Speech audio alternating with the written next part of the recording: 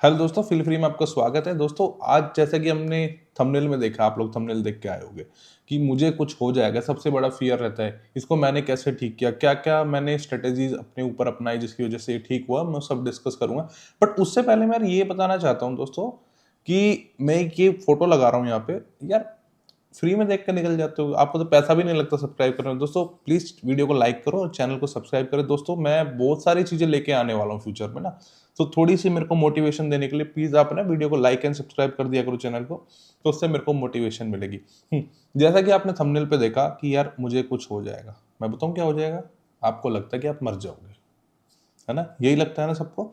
मुझे भी लगता था मैं मर जाऊंगा, और आप लोगों को भी यही सेम लगता होगा। कुछ हो जाएगा का मतलब यही होता है कि मर जाओगे। कुछ होने से तो आप नहीं डरोगे, मर जाने का लगता है, सिंपल सी बात है। तो दोस्तों, जब मेरे को ये कार्डियोफोबिया हुआ था, जो हेल्थ एंजाइटी के अंदर माना जाता है, तो जब सारे टेस्ट वगैरह नॉर्मल आ जाते थे हमारे, मतलब बॉडी के, कुछ भी नहीं, कार्डियोफोबिया को छोड़ो, आप सब चीज की बीमारी के ले लो, जब आपके सारे टेस्ट नॉर्मल आ जाते थे और आपके जब सिम्टम्स होते थे, तो आप परेशान हो जाते हो। मतलब आपको इस चीज की नॉलेज तो अभी थी नहीं कि एंजाइटी में क्या क्या हो सकता है। आप नए हो एंजाइटी में। आपको अगर इसकी नॉलेज पहले से होती, क्या पता आपको इतना सफर नहीं करना पड़ता। तो जब आपके सिम्टम्स होते हैं एंड जब डॉक्टर उसको डिनाई करते हैं, एंड अब आपके रिपोर्ट, डायग्नोस्टिक रिपोर्ट उसको डिनाई करती है कि इसमें तो कुछ है नहीं, डॉक्टर भी तो आपको कहते हैं भाई तुझे जो कुछ हो रहा है मेंटल लेवल पे हो रहा है, तुझे कुछ हो नहीं रहा है, तब आप अपने आप को वल्नरेबल टाइप का, मतलब हिंदी में बोलो तो ऐसा लगता है किसी की चपेट में आ जाओ किसी चीज की, जैसे आपको लगता है बीमारी की। तो आपको लगता है कि मुझे कुछ ऐसी बीमारी है और मुझे कोई समझ ही नहीं पा रहा है मुझे कोई बीमारी है, और ये लोग मेरे पे विश्वास नहीं कर रहे कि मेरे को इतने सिम्टम्स हो रहे हैं। ये मशीन भी खराब है, ये डॉक्टर भी खराब है, इसमें मेरे को कुछ ऐसी बीमारी हो गई है जो ये लोग पकड़ नहीं पा रहे हैं और मुझे इग्नोर कर रहे हैं। तो उससे क्या होता है ना, आप अपने अंदर ही अंदर अपने आप को खाने लगते हो, परेशान होते हो, डरने लग जाते हो कि यार मुझे ऐसा क्या हो गया, मतलब मेरे साथ क्या होगा, कहीं मुझे अटैक तो नहीं आ जाएगा, कहीं मैं मर तो नहीं जाऊंगा। आर्टिकल्स पढ़ते जाते हो, कहीं कहीं आर्टिकल में ये भी लिख देते हैं कि सारी रिपोर्ट ठीक होने के बाद भी आपको अटैक आ सकता है। मतलब दुनिया भर के न्यूज आ जाएगी, उनसे आप परेशान रहोगे।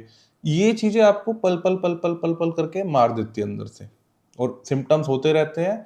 बार बार टेस्ट कराते रहते हो, पैसा खराब करते रहते हो, डॉक्टर के पास जाते रहते हो, डॉक्टर आपको समझा के थक जाता है कि भाई आपको कुछ नहीं, आपको एंजाइटी है, और आप सिंपल सा बोलते हो कि बट इतने सिम्टम क्यों हो रहे हैं।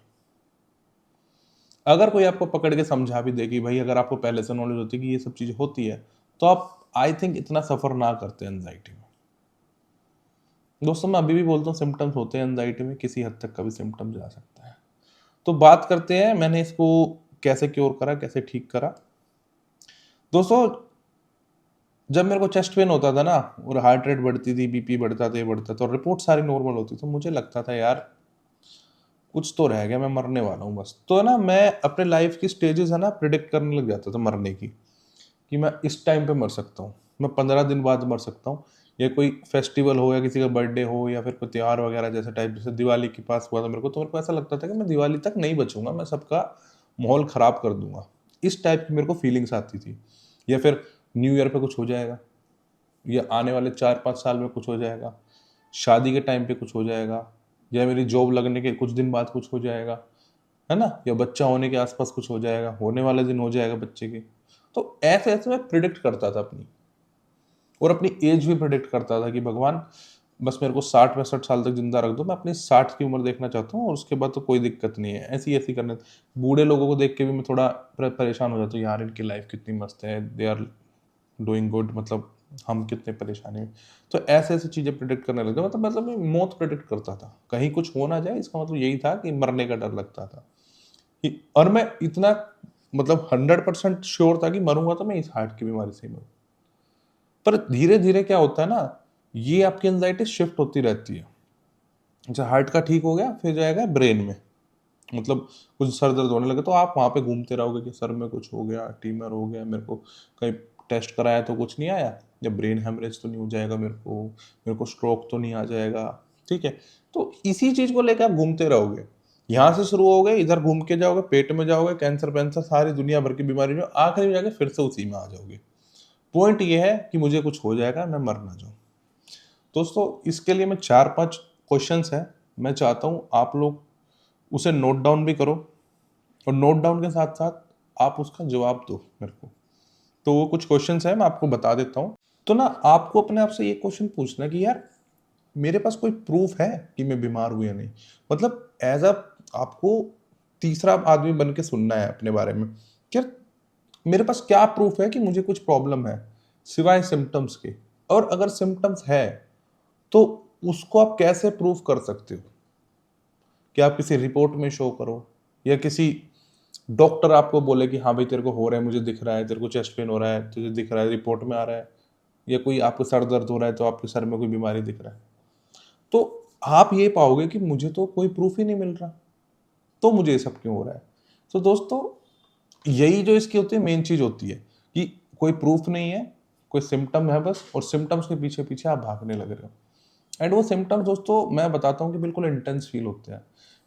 ऐसा फील होगा ना कि आपको ऐसा लगेगा बस गए गए गए गए, इसलिए आप बोलते हो कि कुछ हो ना जाए, इस चीज का आपको डर लगा रहता है। तो दोस्तों आपको करना क्या है, आपको जैसे मैंने क्वेश्चन बताया ना कि आपके पास क्या एविडेंस है कि आपके पास प्रूफ है, तो आपको इसके ऊपर काम करना है और अपने आप को अश्योर करना है कि देखो जैसे मेरा नाम, किसी बंदे का नाम आशीष है, तो बोला आशीष देख तूने अपने सारे टेस्ट तो कराए हैं, आप चाहे उसको नोटबुक में लिखो या किसी तरह भी करो कि देखो आशीष तुमने सारे टेस्ट तो कराए हैं, और चलो मान लिया कि तुम्हारे साथ टेस्ट में नहीं आ रहा पर तुम्हें दिक्कत होती है, तो क्या पूरी दुनिया के साथ होती? पूरी दुनिया एक लैब में जाके टेस्ट कराती, पूरी ये डॉक्टर पूरी दुनिया को झूठ बोलता। तो ऐसे ऐसे करके अपने आपको मनाना है। अगर नहीं मना पा रहे हो ना तो उसको और इंटेंस जाओ, उसके और डीप में जाओ कि मुझे ये हो क्यों रहा है। डर तो लिए आप इतने टाइम से डरने लग रहे हो, बट अब उसके पॉइंट पे जाना है कि क्यों ये मुझे डरा रहा है, ऐसा क्या हो रहा है इसमें। अगर आप इस स्टेज तक जा पाओगे, अपने आप को मना पाओगे कि भाई ये कंडीशन है, तो आप उस चीज को मैं बता रहा हूँ इजिली टैकल करना सीख जाओगे। और जैसे जैसे उसको टैकल करना सीख जाओगे उस पर आपका फोकस कम जाने लगेगा। धीरे धीरे आप देखोगे, नोटिस करोगे कि वो सिम्टम्स जो होते थे उसमें आपका जो कंसंट्रेशन उसकी तरफ रहता था वो कम होने लगता था। क्योंकि हेल्थ एंजाइटी जो होती है ना, उसमें आदमी यही सोचता है, उसको हल्की सी भी हवा भी लगती है ना कान के आसपास तो भी सोचता है ये क्या था, ये क्या था। तो प्रॉब्लम ये है कि इस बीमारी में, हेल्थ एंजाइटी में, लोग बाग हम ऐसे हो जाते हैं बिल्कुल हाइपर विजिलेंस या फिर हाइपर सेंसिटिव। बॉडी के ऊपर अगर मक्खी भी बैठ जाती है ना वो भी फील हो जाता है, इतना ज्यादा वो होता है। मतलब हल्की सी खुजली होती है पैरों में, क्या लगता है कोई कीड़ा तो नहीं चल रहा है, ऐसे करते हैं।